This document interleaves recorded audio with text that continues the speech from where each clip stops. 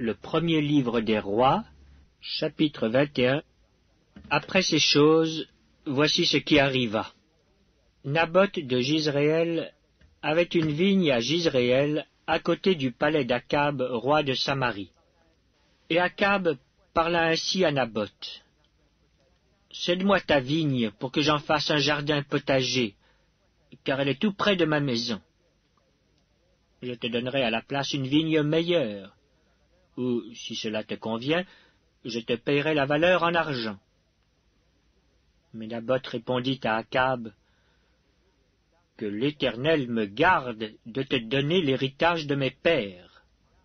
Akab rentra dans sa maison, triste et irrité, à cause de cette parole que lui avait dite Naboth de Jizréel, je ne te donnerai pas l'héritage de mes pères.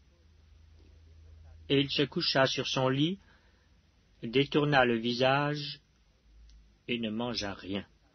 Jézabel, sa femme, vint auprès de lui et lui dit, « Pourquoi as-tu l'esprit triste et ne manges-tu point ?»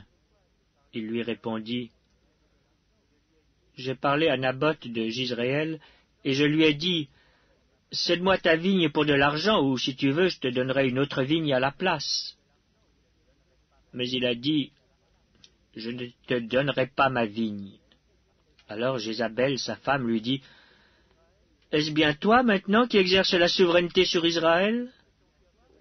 Lève-toi, prends de la nourriture, et que ton cœur se réjouisse. Moi, je te donnerai la vigne de Naboth de Jizréel. » Et elle écrivit au nom d'Akab des lettres qu'elle scella du sceau d'Akab, et qu'elle envoya aux anciens et aux magistrats qui habitaient avec Naboth dans sa ville. Voici ce qu'elle écrivit dans ces lettres. Publiez un jeûne.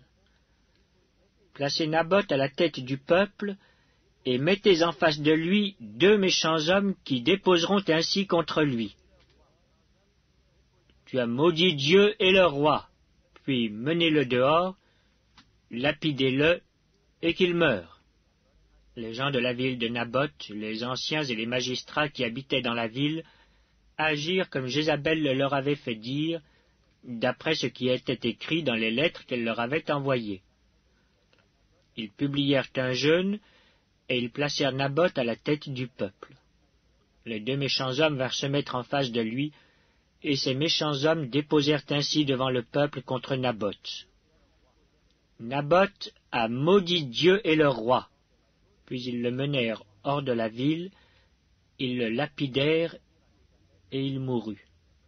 Et ils envoyèrent dire à Jézabel, « Naboth a été lapidé, et il est mort. » Lorsque Jézabel apprit que Naboth avait été lapidé et qu'il était mort, elle dit à Akab, « Lève-toi, prends possession de la vigne de Naboth de Jizréel, qui a refusé de te la céder pour de l'argent.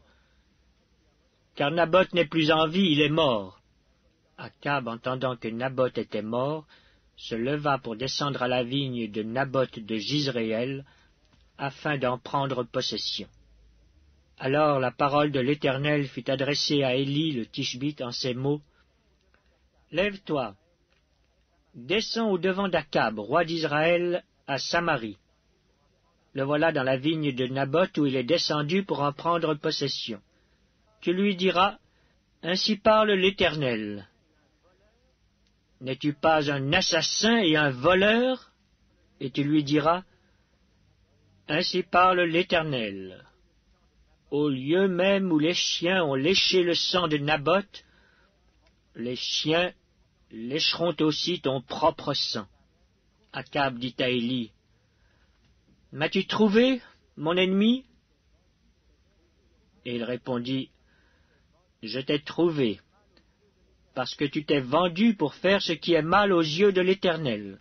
Voici, je vais faire venir le malheur sur toi, je te balayerai, j'exterminerai quiconque appartient à Akab, celui qui est esclave et celui qui est libre en Israël, et je rendrai ta maison semblable à la maison de Jéroboam, fils de Nébat, et à la maison de Baïcha, fils d'Achija, parce que tu m'as irrité et que tu as fait pécher Israël. L'Éternel parle aussi sur Jézabel, et il dit, Les chiens mangeront Jézabel près du rempart de Jizréel. Celui de la maison d'Akab qui mourra dans la ville sera mangé par les chiens, et celui qui mourra dans les champs sera mangé par les oiseaux du ciel. Il n'y a eu personne qui se soit vendu comme Akab pour faire ce qui est mal aux yeux de l'Éternel, et Jézabel, sa femme, l'y excitait. Il a agi de la manière la plus abominable, en allant après les idoles, comme le faisaient les Amoréens, que l'Éternel chassa devant les enfants d'Israël. Après avoir entendu les paroles d'Élie, Akab déchira ses vêtements, il mit un sac sur son corps, et il jeûna. Il couchait avec ce sac, et il marchait lentement. Et la parole de l'Éternel fut adressée à Élie le Tishbite en ces mots. As-tu vu comment Akab s'est humilié devant moi? Parce qu'il s'est humilié devant moi, je ne ferai pas venir le malheur pendant sa vie. Ce sera pendant la vie de son fils que je ferai venir le malheur sur sa maison.